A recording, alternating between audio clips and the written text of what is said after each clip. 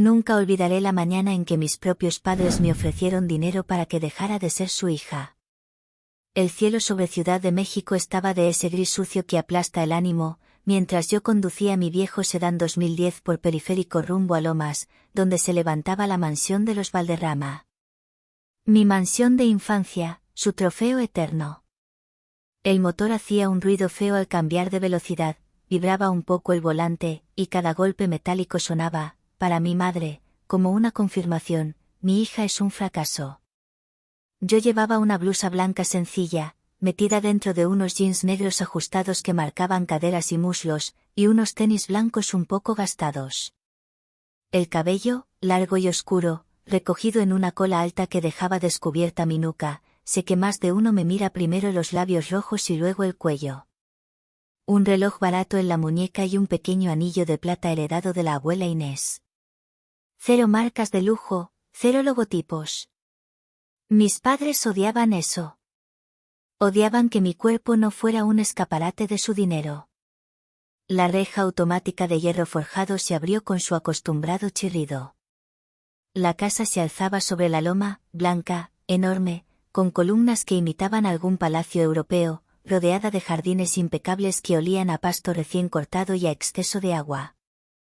Yo sabía, porque había leído estados financieros a escondidas, que mantener esa fachada les estaba comiendo la liquidez.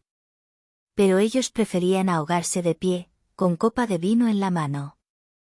Aparqué mi coche lejos de la entrada, donde no saldría en las fotos de Instagram de mi madre.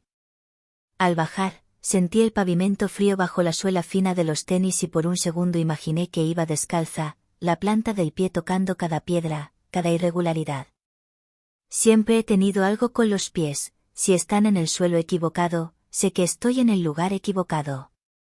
Me recibió don Chema, el mayordomo, que trabajaba con nosotros desde que yo era niña.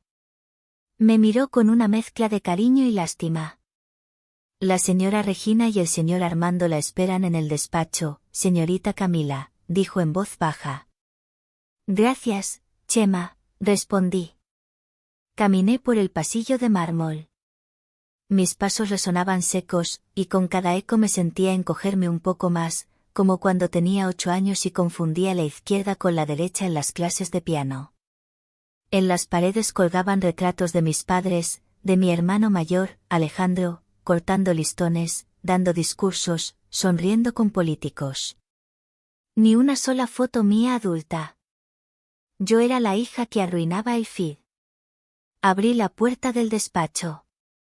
Mi padre, Armando Valderrama, estaba sentado detrás de su escritorio de madera oscura, fumando un puro que olía a vainilla y hego. Llevaba un traje azul marino perfecto, corbata de seda, reloj dorado brillante. Mi madre, Regina, estaba de pie junto a la ventana, mirando los jardines con su perfil perfecto gracias a un par de cirugías discretas. Su vestido entallado color vino abrazaba su figura como si también quisiera huir de allí. Siéntate, ordenó mi padre, sin levantar la vista de unos papeles. Obedecí. Me senté en la silla de cuero frente a él, apoyando las manos en las rodillas. Noté cómo sus ojos bajaban un segundo a mis tenis, luego a mis jeans, y cómo se le tensaba la mandíbula. Para ellos, el denim era casi una ofensa personal. Camila, comenzó mi madre, girándose al fin hacia mí. Su mirada era fría, pero se detuvo apenas un momento en mi coleta alta, en el mechón rebelde que caía sobre mi cuello. A Regina le molestaba que yo no aprovechara mi cuerpo, con vestidos caros, tacones altos, bolsos de diseñador. Para ella, una mujer sin tacones era casi una herejía. Hemos hablado mucho tu padre y yo, continuó, y hemos tomado una decisión. Mi padre dejó los papeles sobre la mesa con un golpe suave y clavó sus ojos en los míos. Una decisión difícil, dijo, pero necesaria para el bien de la familia. ¿Qué decisión? Pregunté, tratando de mantener la voz neutra. Mírate, Camila, respondió él, haciendo un gesto con la mano. Tienes 27 años. Conduces un coche viejo. Vives en ese departamento minúsculo en el centro que huele a humedad. No tienes esposo, no tienes ambición y lo peor de todo, no tienes futuro. Trabajo, papá, respondí suavemente. Tengo una vida tranquila.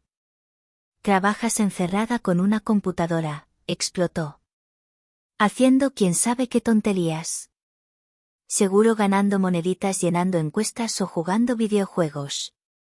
Mientras tanto, tu hermano Alejandro acaba de cerrar un desarrollo inmobiliario de 15 millones de dólares. Él sí es un verdadero Valderrama. Alejandro, el favorito.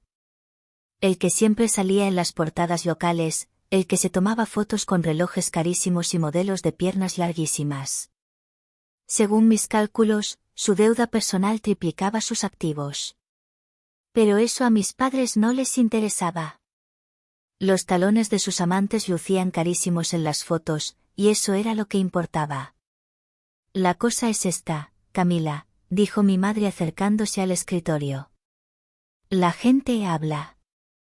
En el club, en las cenas. Preguntan qué hace nuestra hija menor y nos da vergüenza responder. Se detuvo un segundo, evaluando el impacto. Nos da vergüenza reconocer que no has logrado nada. Eres una mancha en el historial de éxito de esta familia. Sentí un nudo en el estómago, pero no era nuevo. Era el nudo de siempre, el que se forma cuando te repiten la misma frase durante años hasta que tu cuerpo la cree más que tu mente. ¿Y qué sugieren? Pregunté. Mi padre empujó un documento hacia mí. El papel se deslizó sobre la superficie pulida como si la odiara. Queremos que te quites el apellido, dijo. El silencio que siguió fue espeso. Escuché el tic-tac de un reloj de pared y el crujido de la piel del sillón cuando cambié de postura. Vi mi mano apoyada en mi muslo, la tela negra del jam marcando cada curva. La mano temblaba muy poco, casi nada. Casi. Tomé el documento. Era una solicitud legal preparada para renunciar al apellido Valderrama y adoptar otro. Ya estaba todo listo, solo faltaba mi firma. Abajo, un párrafo, se entregará la cantidad de $10,000 a la señorita Camila a cambio de su completa desvinculación pública de la familia Valderrama. Legalmente, continuó mi padre, te daremos ese dinero para que cambies de nombre, te vayas a otra ciudad si quieres y empieces de cero siendo quien quieras ser.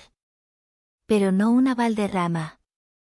No queremos que, cuando finalmente toques fondo y termines, quién sabe dónde, tu nombre aparezca en los periódicos ligado al nuestro.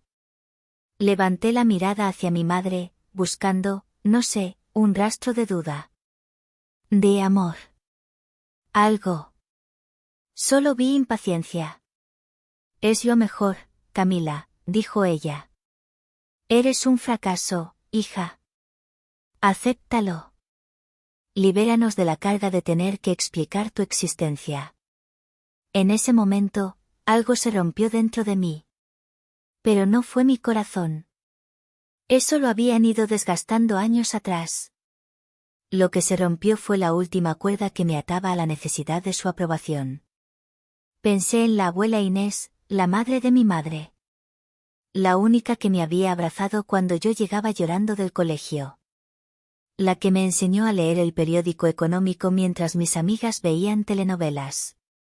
La que me decía que el verdadero valor de una persona no estaba en el apellido, sino en lo que podía hacer con sus manos y con su cabeza. Ella había muerto 3 años antes, dejándome un vacío, y algo más. Está bien, dije. Mi voz no tembló. Mi padre parpadeó, sorprendido por mi falta de resistencia. ¿Cómo dices?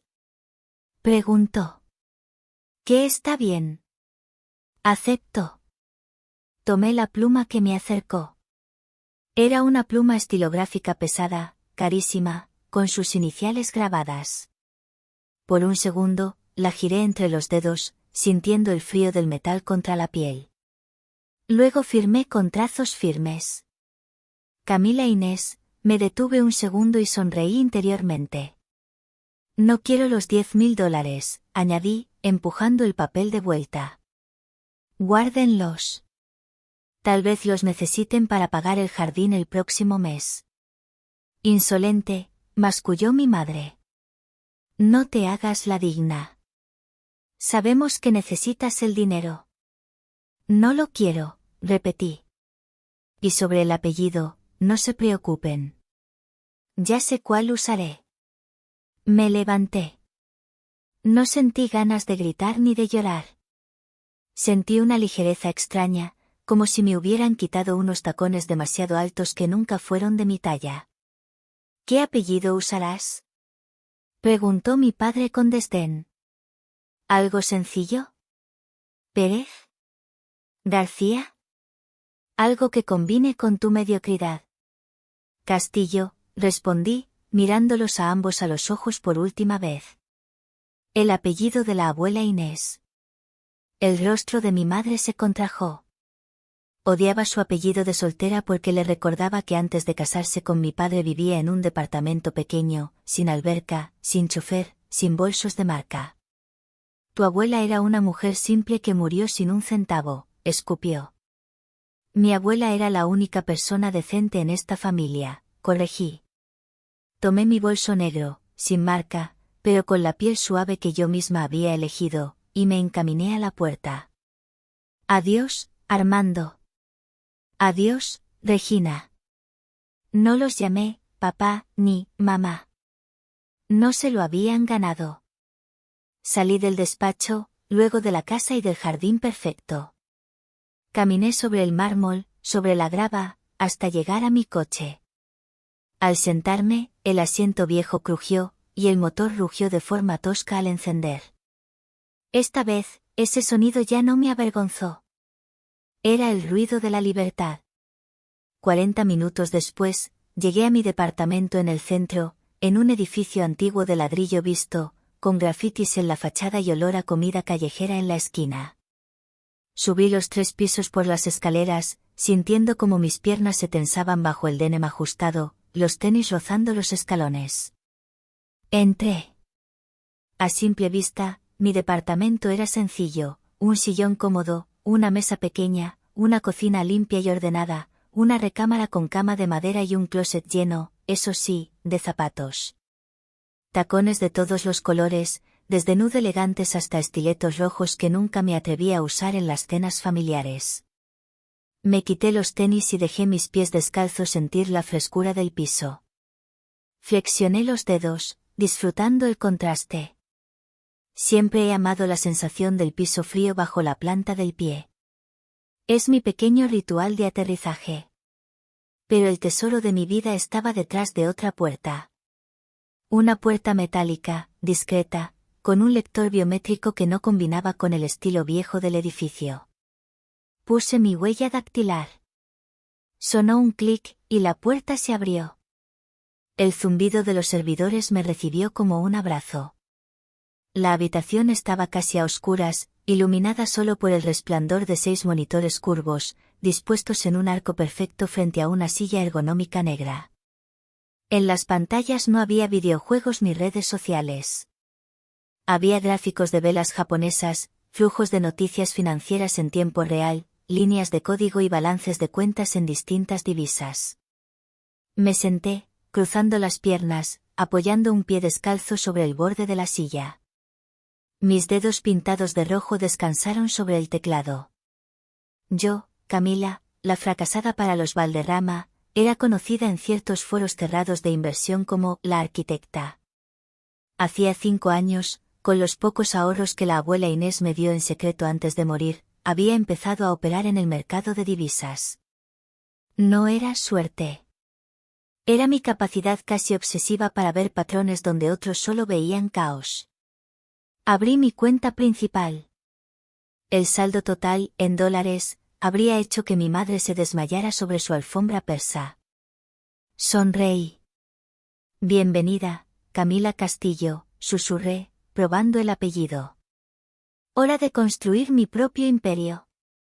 Y, tal vez, de preparar la lección que los Valderrama nunca olvidarían.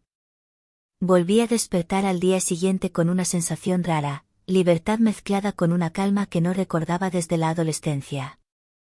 Me levanté despacio, dejando que mis pies tocaran primero el piso frío. Siempre me ha gustado esa sensación, como si cada mañana el mundo me saludara con un pequeño escalofrío. Me miré al espejo del baño. Mi cabello oscuro estaba suelto, cayendo ondulado sobre mis hombros. Me puse un vestido ligero color crema, ajustado en la cintura y con tirantes delgados que dejaban ver la forma elegante de mis clavículas. Me pinté los labios de un rojo suave, no tan intenso como el que usaba para sentirme invencible, sino uno más íntimo, más mío.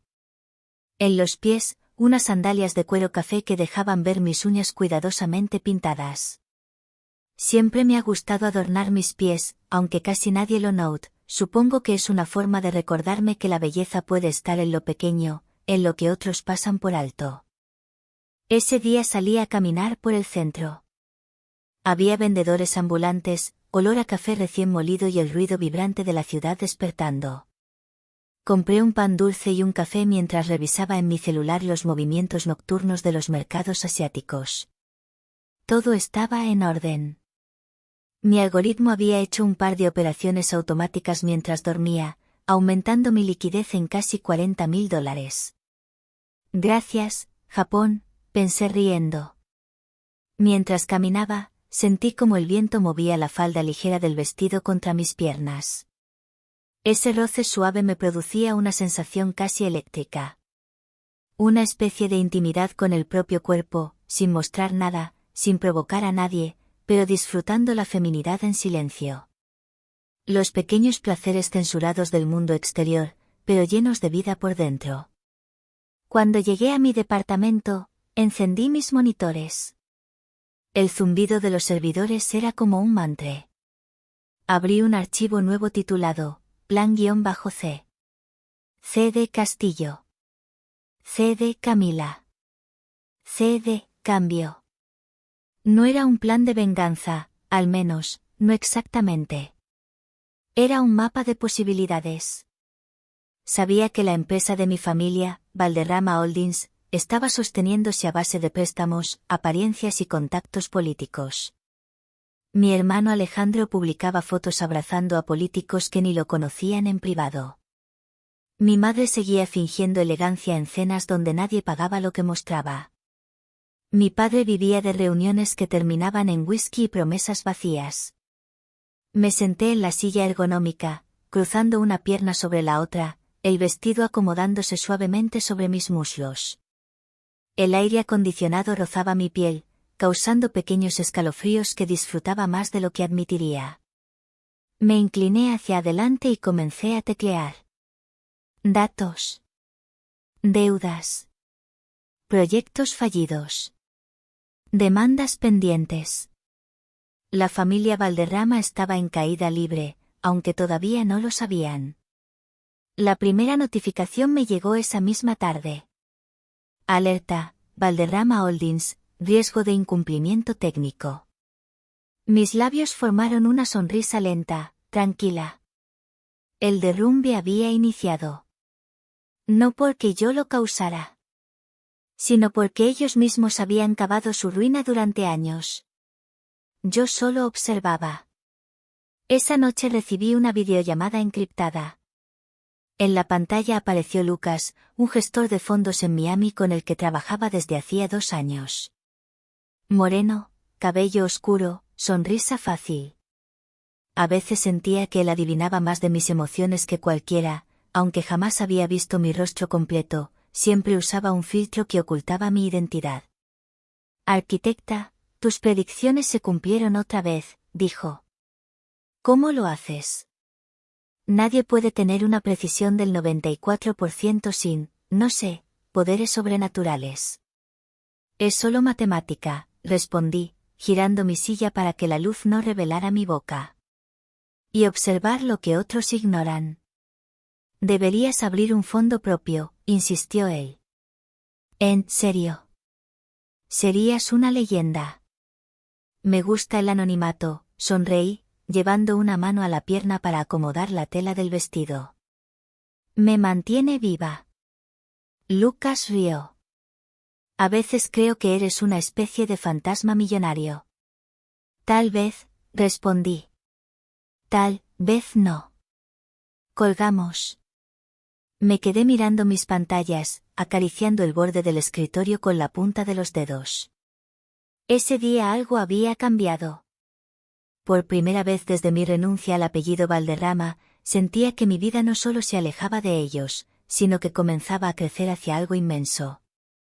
Entonces llegó otra notificación. Nuevo préstamo rechazado para Valderrama Holdings. Mi corazón dio un pequeño salto de adrenalina. No era alegría. Era una sensación más primitiva.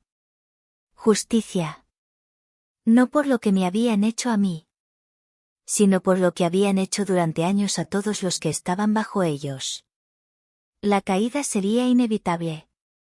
Y yo no movería un dedo, todavía. 3 semanas después, recibí un mensaje inesperado. De Alejandro. Mi hermano. El mensaje decía: ¿podemos vernos? Es urgente. Necesito ayuda. Me quedé mirando la pantalla un largo minuto. Mis dedos rozaron la pantalla, lentos, suaves, casi indecisos. No por miedo, sino por intriga. Porque algo dentro de mí, algo muy antiguo, sabía que este era solo el principio. Respiré profundo, dejando que el aire frío tocara mi cuello descubierto. Sentí un escalofrío recorrer mi espalda y bajar hacia mi cintura, suave, casi imperceptible. Disfruté la sensación, ese hormigueo íntimo que no mostraba nada, pero lo decía todo. Escribí una sola palabra. ¿Dónde? La historia apenas comenzaba. El mensaje de Alejandro no salió de mi mente en todo el día.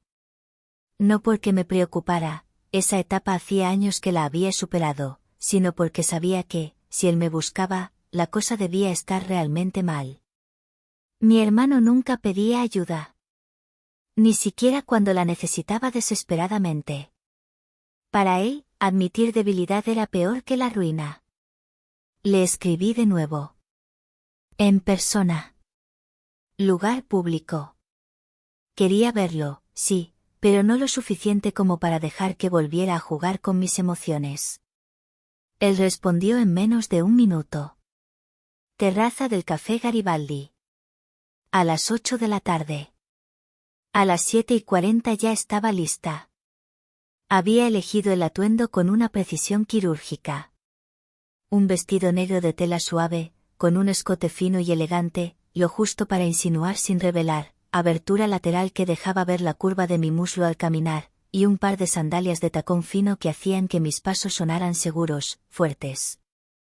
En mi muñeca, un brazalete dorado discreto.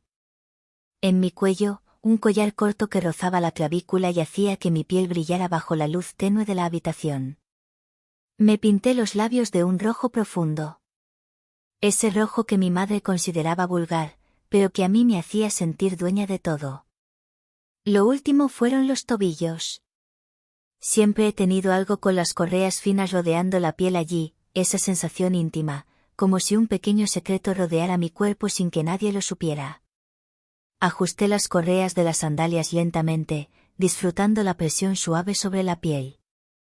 Todo dentro del límite permitido, claro, pero con esa feminidad silenciosa que nadie me podía quitar. Salí del departamento y tomé un taxi. La noche sobre el centro brillaba de colores neón. Parejas caminaban, vendedores ofrecían flores, música de mariachi sonaba a la distancia.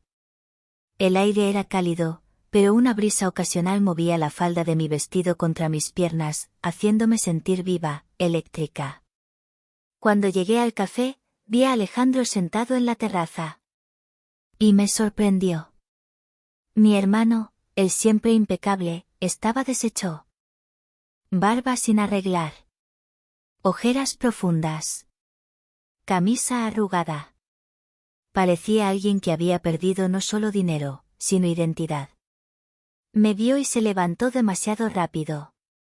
Camila. No me digas que te alegra verme, respondí. No estamos para fingir. Él tragó saliva, como si mis palabras fueran más difíciles de digerir que la realidad. Nos sentamos. Un mesero se acercó y pedí un té de jazmín. Alejandro pidió un whisky doble. Mala señal. Necesito tu ayuda, soltó al fin. La empresa está peor de lo que pensábamos. Pensaban, querrás decir, corregí. Yo siempre supe que estaba mal. Ustedes se negaban a verlo. Alejandro apretó los puños sobre la mesa. Lo observé, sus manos temblaban ligeramente. No era un hombre acostumbrado a sentir miedo. Papá está desesperado, admitió al fin. Mamá finge que todo está bien, pero no lo está. Los bancos nos cerraron las puertas. No tenemos liquidez. No podemos pagar empleados ni intereses. Y ahora recibimos una notificación de que un fondo extranjero está comprando nuestra deuda. Mi corazón latió un poco más rápido, pero mantuve la calma. Por fuera, seguí moviendo el dedo alrededor de la copa caliente de mi té.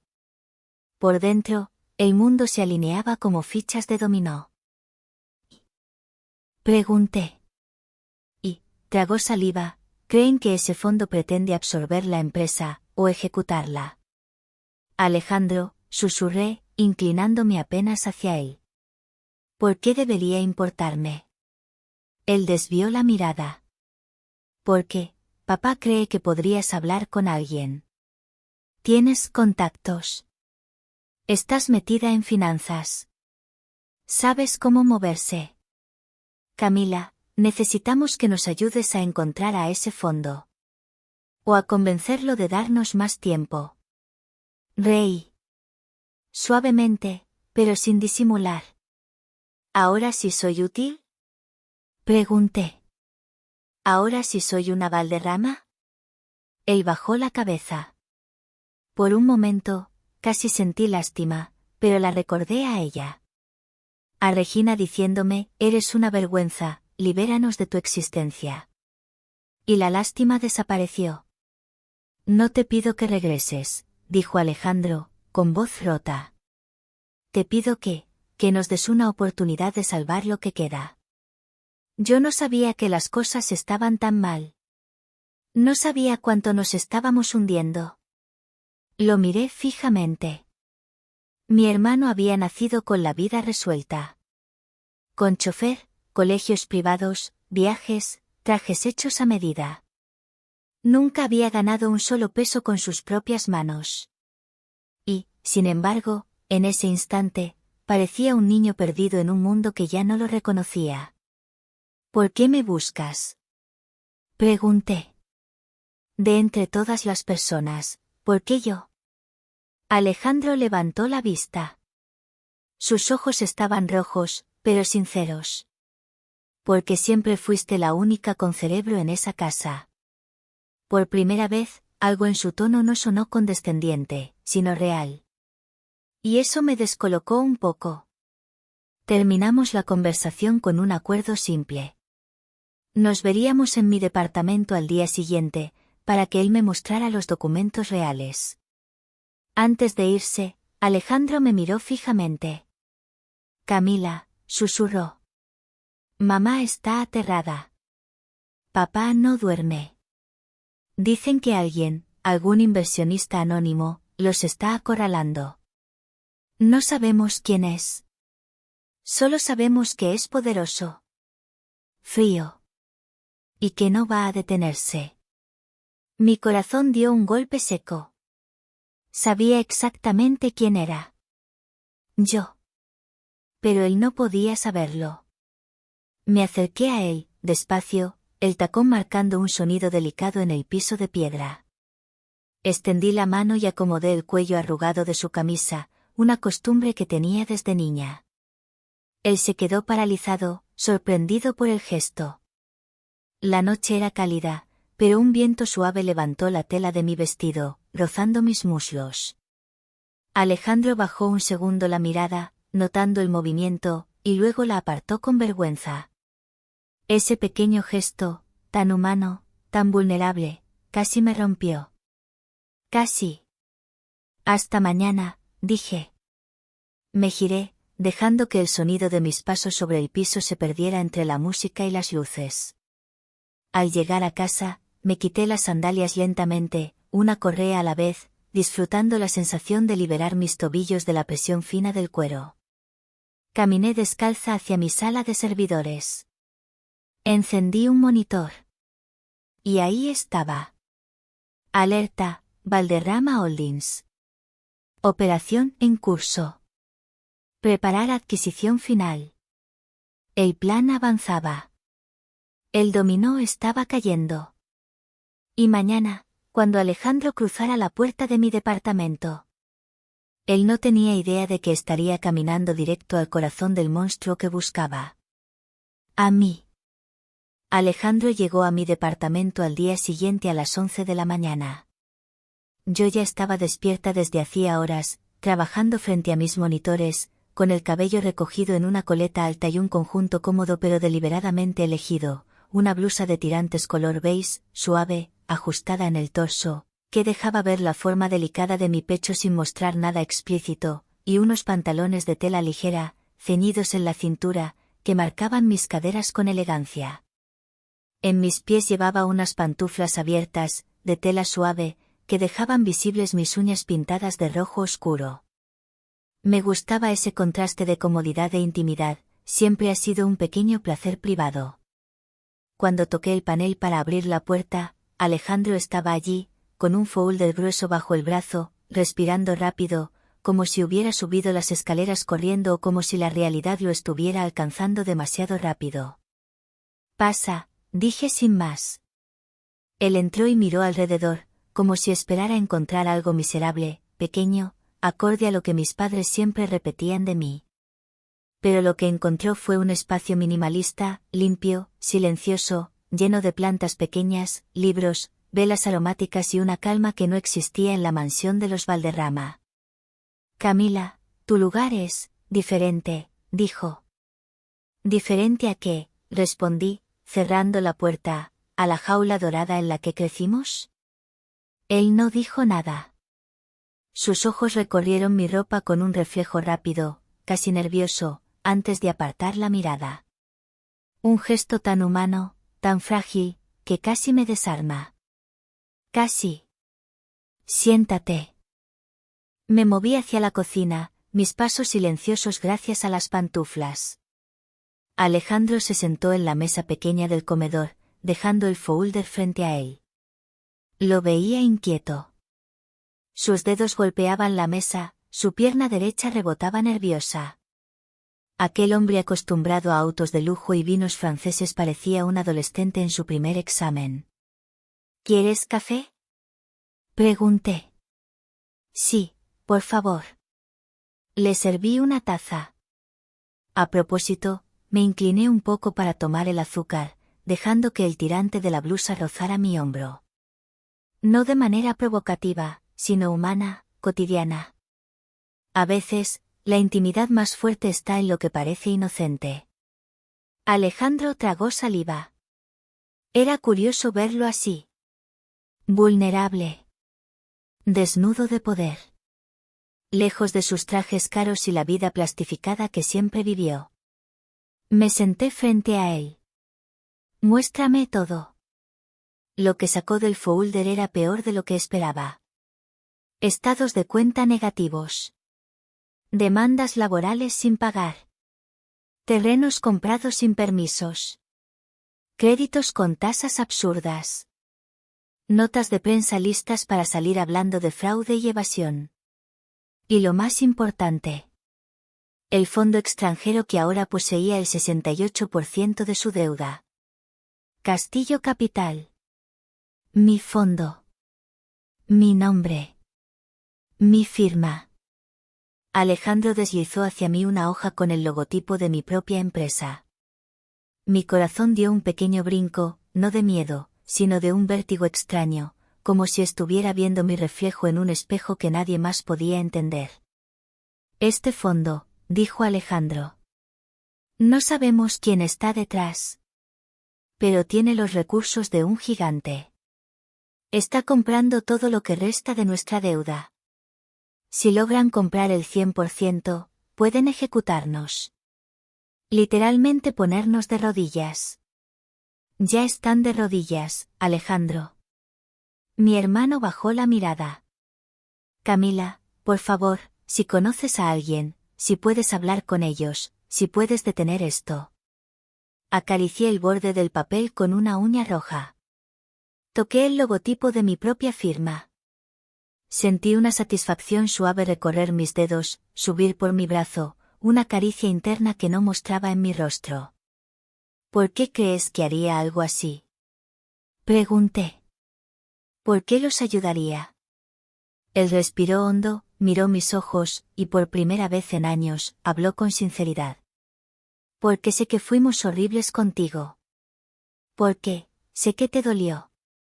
Y porque creo que, aunque te hicimos daño, tú no eres como ellos. Una parte de mí quiso reír. Otra quiso llorar. Pero lo que hice fue levantarme.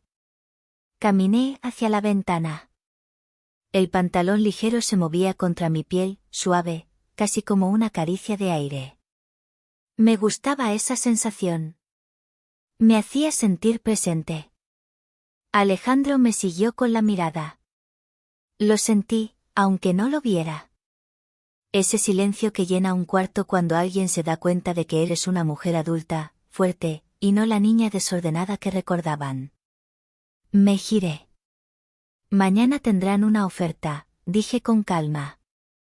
Alejandro parpadeó. ¿Una oferta? ¿De quién? Del fondo. ¿Tú los conoces? Digamos que, tengo manera de contactarlos. No mentía. Solo omitía la parte donde yo era la dueña absoluta del tablero. Alejandro se levantó de golpe, su rostro iluminado por esperanza. Ese brillo que mis padres nunca me dieron, me golpeó más fuerte que cualquier insulto. Camila, gracias, gracias de verdad. Su voz tembló. Y, sin pensarlo, él dio un paso adelante y me abrazó. Por un segundo, sentí su cuerpo temblar contra el mío. Su respiración acelerada. Sus manos inseguras sobre mi espalda. Yo no lo abracé. Pero tampoco lo rechacé inmediatamente. Solo dejé que ese instante existiera, como un pequeño suspiro del universo antes del colapso. Luego lo solté. Vete, dije suavemente. Mañana les avisaré. Alejandro asintió, limpiándose los ojos como si no quisiera que yo lo notara. Pero lo noté. Al salir, se giró una última vez. Camila, perdón. Cerré la puerta lentamente. Y me quedé inmóvil un momento. Porque, por primera vez, alguien de esa familia había dicho la palabra que yo nunca pensé escuchar. Esa noche, encendí mis servidores. La habitación se iluminó de azul y blanco. Me quité la blusa beige y me quedé en un top corto negro de tirantes, cómodo para trabajar. La tela acariciaba mis costillas suavemente. Caminé descalza, disfrutando el frío del piso en la planta de mis pies. Abrí el archivo. Operación Castillo fase final. Tecleé rápido. Enviar invitación formal a Valderrama Holdings para reunión de reestructuración. Lugar, Torre Prisma, piso 32. Asistencia obligatoria. Propietaria, C. Castillo. Me detuve un segundo. Mi dedo flotó sobre la tecla antes de presionarla. Y, finalmente. Enter. La invitación fue enviada. Mañana, la familia que me había expulsado se presentaría en una sala de juntas sin saber que quién los estaba citando. Era la mujer a la que habían llamado fracaso. La mujer que ellos crearon. La mujer que ahora los iba a destruir. Los Valderrama llegaron puntuales. Yo ya estaba en la Torre Prisma desde las 7 de la mañana, revisando documentos, ajustando cifras, preparando cada detalle del encuentro. Había elegido mi atuendo con precisión quirúrgica. Un traje blanco ajustado, elegante, de tela fina que abrazaba mi figura sin mostrar nada explícito, solo insinuaciones suaves. Debajo, un top de seda color nude, apenas visible bajo la chaqueta. En mis pies, unos tacones beige de correa fina, que dejaban mis tobillos marcados con líneas delicadas. El cabello, suelto, ondulado hasta la mitad de la espalda. Un perfume suave, con notas de vainilla y madera. El tipo de presencia que no grita, pero domina. La asistente que había contratado para ese día me avisó por el intercomunicador. Señorita Castillo, han llegado. Respiré, hondo. El final de todo estaba a unos pasos. Los vi entrar a la sala de juntas acristalada. Néstor estaba más delgado, su traje mal ajustado. Regina llevaba un vestido azul marino demasiado formal para la hora. Sus manos temblaban. Alejandro, él solo parecía cansado. Ninguno sabía quién era la mujer que los había convocado. Hasta que crucé la puerta. El sonido de mis tacones sobre el mármol fue lo primero que escucharon. Y entonces me vieron. La expresión de sus rostros fue un poema. Camila. Susurró mi madre. Señora Valderrama, dije con voz firme. Señor Valderrama. Alejandro. Me acerqué lentamente, con la seguridad de alguien que no teme al pasado, alguien que ya tiene poder real, poder propio. Gracias por venir. Soy Camila Castillo, directora ejecutiva de Castillo Capital. Mi padre abrió la boca. Nada, salió. Mi madre dio un paso atrás. Alejandro me miró como si acabara de ver un fantasma. No, no puede ser, balbuceó Néstor. Tú no. Sí, lo interrumpí. Soy la persona que compró cada pedazo de su deuda. La persona que controla su empresa. Y la única que decidirá qué pasará con ustedes. Silencio absoluto. Solo la ciudad respirando detrás del vidrio. Tomé asiento en la cabecera de la mesa. Crucé una pierna sobre la otra lentamente, la tela del traje se acomodó contra mi piel con suavidad. Esa sutil sensación me recordaba que estaba viva. ¿Qué había ganado? Empecemos, dije, abriendo una carpeta. Su empresa es insalvable. Su reputación está destrozada. Sus activos están en números rojos. Y ustedes, son responsables. Mi madre habló por primera vez, la voz quebrada. Camila, cariño, no sabíamos que estabas tan involucrada en el mundo financiero. No sabían muchas cosas de mí, respondí. Porque nunca se tomaron el tiempo de ver quién era realmente. Ella apartó la mirada. Mi padre apretó los dientes. ¿Qué quieres? Escupió. ¿Venganza? ¿Humillarnos? ¿Robarnos lo que hemos construido? Lo que ustedes construyeron, respondí con calma, fue una imagen. No un legado. No un imperio. Solo, apariencias. Puse otro documento sobre la mesa. Aquí está mi decisión final. Los tres se inclinaron para leerlo. Y sus rostros se desmoronaron al mismo tiempo. ¿Liquidación total? Preguntó Alejandro, con la voz rota.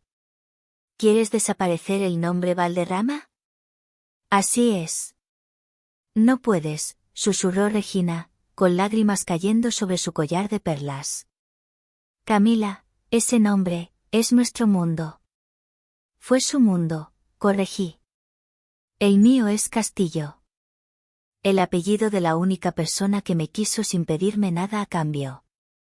Mi madre sollozó. Mi padre se desplomó en la silla. Alejandro cerró los ojos, resignado. Pero, continué, antes de ejecutar la decisión, voy a darles una oportunidad. La última. Los tres levantaron la vista. La tensión era tan espesa que podía sentirse sobre la piel. Pueden aceptar este acuerdo de liquidación, expliqué. Pierden la empresa, la marca, las propiedades y los automóviles. Pero obtienen un pequeño apoyo mensual durante un año, para comenzar de cero. Vida sencilla. Sin lujos. ¿Sencilla? Rechistó Regina. ¿Esperas que viva sin personal, sin club, sin...? Espero que vivas, la interrumpí. Algo que no han hecho jamás. A veces la humildad duele más que la pobreza. Mi padre golpeó la mesa. No aceptaré que mi propia hija me trate así. Yo soy. No eres nada, papá, dije finalmente. Nada, excepto un hombre que me pidió que dejara de ser su hija. El silencio que siguió fue la sentencia final. Alejandro fue el primero en firmar. Tenía lágrimas en los ojos, pero no miedo, sino alivio. Gracias, susurró. Te juro que voy a intentar ser mejor que ellos. Mi madre firmó llorando, sus manos torpes. Mi padre, tardó más. Cada segundo era una guerra. Finalmente, estampó la firma con un golpe seco. Yo recogí los documentos. Los miré por última vez como familia. Y entonces dije. A partir de este momento, los Valderrama dejan de existir en el mundo empresarial. Su apellido ya no tiene peso. Ya no tienen poder. Pero pueden empezar de nuevo, si quieren. Regina cayó de rodillas. Alejandro la sostuvo. Néstor miró por la ventana como un hombre derrotado. Yo di media vuelta y caminé hacia la salida, mis tacones marcando el ritmo del fin. Cuando la puerta se cerró detrás de mí, respiré hondo. Estaba sola en el pasillo de cristal. El sol bañaba mi traje blanco como si el universo me coronara sin decirlo. Había terminado. Había ganado. Pero entonces... Mi teléfono vibró. Un mensaje de número desconocido. Castillo. Sabemos quién eres. Queremos hablar contigo. Hoy. Mi corazón dio 2 golpes rápidos. Otro mensaje. No estás tan oculta como crees. Sentí un escalofrío recorrerme la columna, suave, lento, como una mano invisible. No de miedo. De anticipación. El tablero no había terminado. Había otro jugador. Y acababa de hacer su primer movimiento.